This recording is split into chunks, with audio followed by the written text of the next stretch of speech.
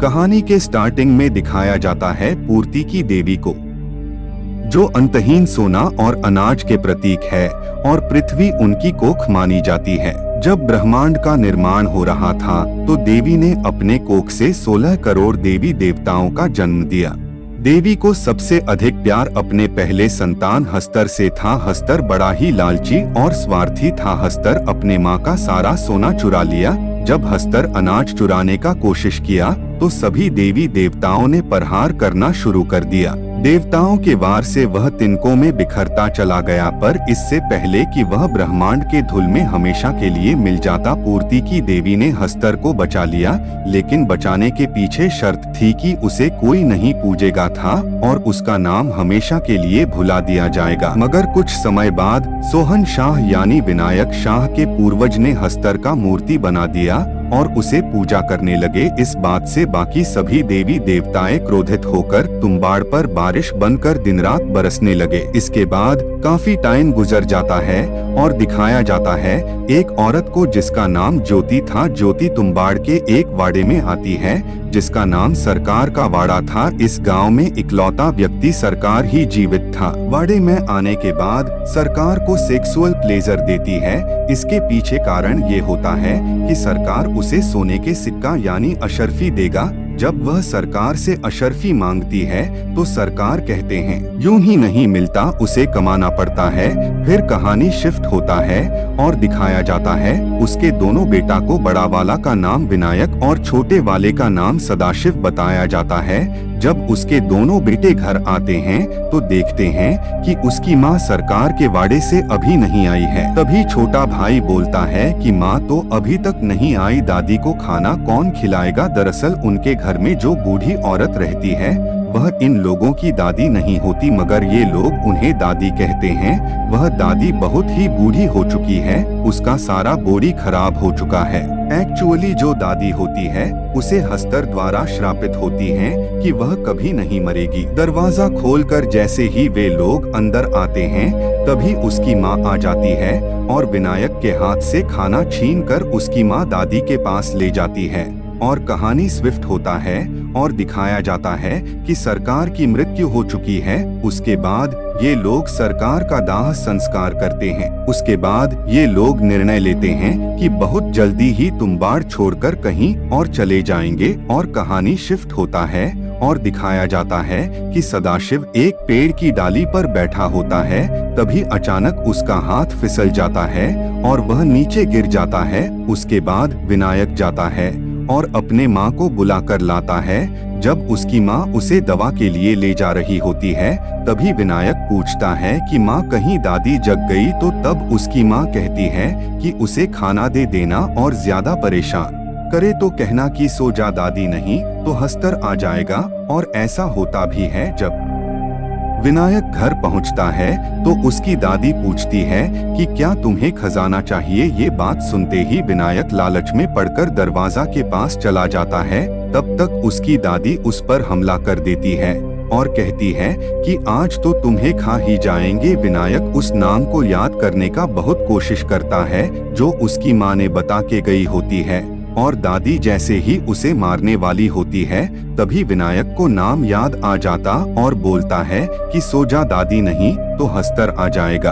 और यह सुनते ही वह सो जाती है क्योंकि हस्तर का यह श्राप था। जब उसकी माँ घर आती है तो विनायक पूछता है कि माँ क्या हुआ भाई को, वह ठीक तो है ना। तो उसकी माँ कहती है कि बच नहीं सका, उसकी डेथ हो चुकी है। अब दिखाया जाता है कि विनायक और उसकी माँ तुम्बाड़ से एक नाव पर सवार होकर निकल चुके हैं। तभी विनायक बोलता है कि माँ चलो ना घर, हम लोग बुढ़िया को बांध देंगे और उसे खाना भी नहीं देंगे, तो वह कभी ना कभी तो खजाना के बारे में बता ही देगी। यह बात सुनने के बाद उसकी माँ क्रोधित हो जाती है और उसे एक सोना का सिक्का देती है और उसे कसम खिलाती है कि तुम्बाड़ में कभी पैर तब भी तुम नहीं लगाओगे। और कहानी शिफ्ट होता है और दिखाया जाता है 15 वर्ष बाद की, जो कि विनायक बहुत बड़ा हो चुका है और विनायक अपने गांव तुम्बाड़ फिर से आता है और देखता है कि उसकी दादी अभी भी जिंदा है और उसके ऊपर बहुत बड़ा पेड़ उग चुका है।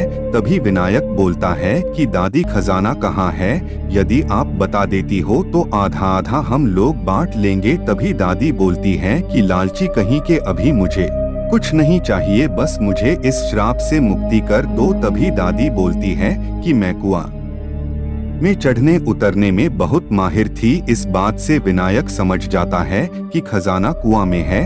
तभी विनायक सरकार के वाड़े में कुआं को तलाश करने चला जाता है और बहुत मशक्कत के बाद कुआं को खोज लेता है और इस बात से वह बहुत खुश होता है और फाइनली अपने दादी के पास आता है और बोलता है कि दादी आप बस इतना बता दो, उस कुआं से अशरफी को कैसे निकालते हैं। आदि आप बता देती हैं तो आपको इस श्राप से मुक्ति दिला दूंगा। यह बात सुनकर उसे दादी बता देती हैं कि कुआं में अशरफी को कैसे निकालते हैं और किए गए वादे के मुताबिक विनायक दादी को आग से जलाकर श्राप से मुक्ति दिला देता है और कुछ सोना का सिक्का लेकर वहां से अपने गांव पुनः वापस चला आता है और वह अपने वाइफ को बताता है कि मैं अब तुम्हें रानी बना दूंगा। और फिर कहानी स्विफ्ट होता है और दिखाया जाता है राघव नाम का व्यापारी को, जिसे विनायक राव ले जाकर सोना का सिक्का बेचता है और बेचने के बाद फिर से दोबारा तुम्बाड़ से सोना का सिक्का लेने के लिए निकल जाता है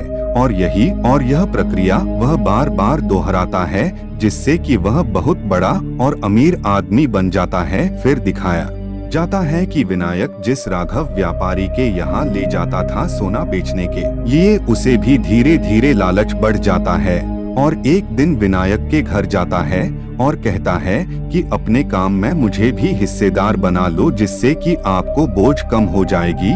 लेकिन विनायक उसकी बात को नहीं मानता है, लेकिन पंडित के दिल में लालच बन गया था और विनायक के पास एक लड़की को लाता है पंडित, जिससे कि 2 दिन में तुम्बाड़ जाकर सोना के बारे में पता लगा सके। लेकिन विनायक उस लड़की को जब लालच देता है तो उस पंडित के बारे में सारा सच्चाई बता देती है। फिर कहानी स्विफ्ट होता है और दिखाया जाता है कि पंडित तुम्बाड़ पहुंच गया है। उसके पीछे विनायक भी आ जाता है, जिसकी नजर सिर्फ पंडित पर होती है, लेकिन वह जानबूझकर सब कुछ करता है कि पंडित देख सके। और पंडित देखता है कि विनायक एक कुआं में जाता है और वह उसमें से सोना का सिक्का लेकर निकलता है। दिखाया जाता है कि पंडित उसी कुआं में उतरता है, लेकिन पंडित को वहां के बारे में ज्यादा जानकारी न होने के कारण पंडित बहुत डरा होता है।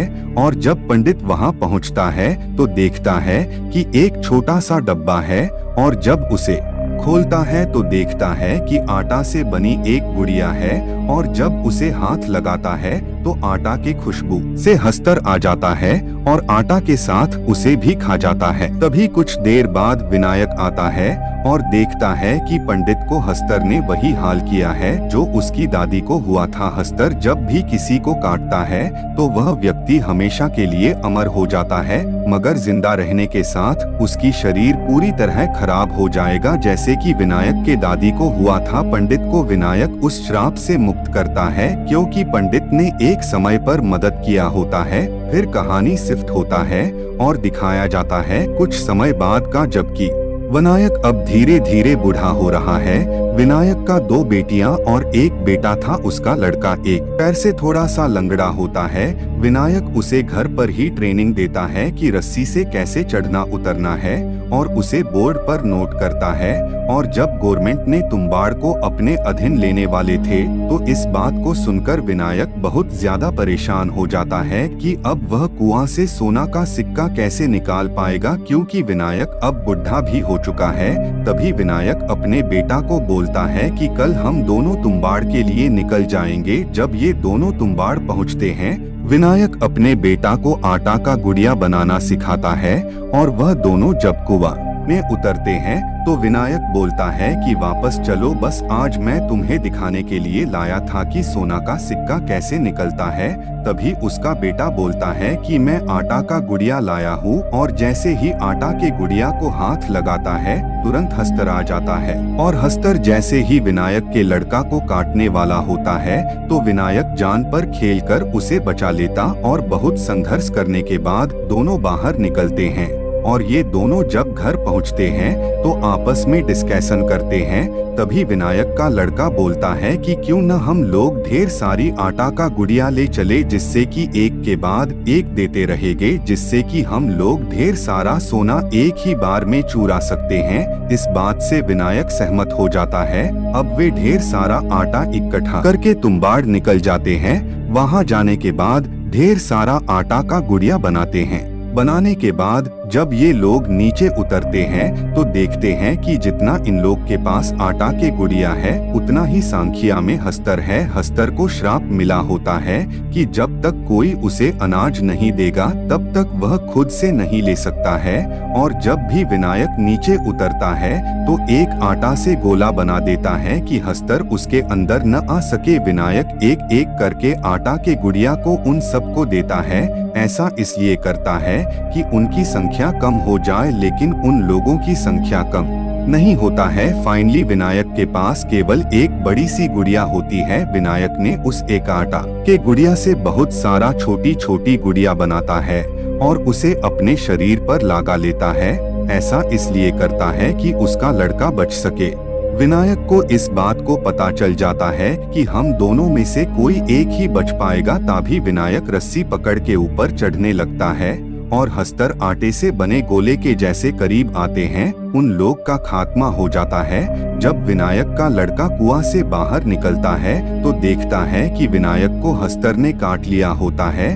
तभी विनायक उसे एक थैला देता है जो सोना से भरा होता है, मगर उसका लड़का लेने से मना कर देता है और विनायक को जलाकर उस श्राप से मुक्त कर देता है। ऐसा इसलिए करता है कि जीने से किया फायदा कि जीवन बहुत तकलीफ में हो। इस कहानी से सीख मिलता है कि लालच बहुत बुरी बला है। इस फिल्म को IMDb पर 8.2 रेटिंग मिली है। यदि आप नहीं देखे हैं तो एक बार जरूर देखें। यह फिल्म 2018 में बनी है।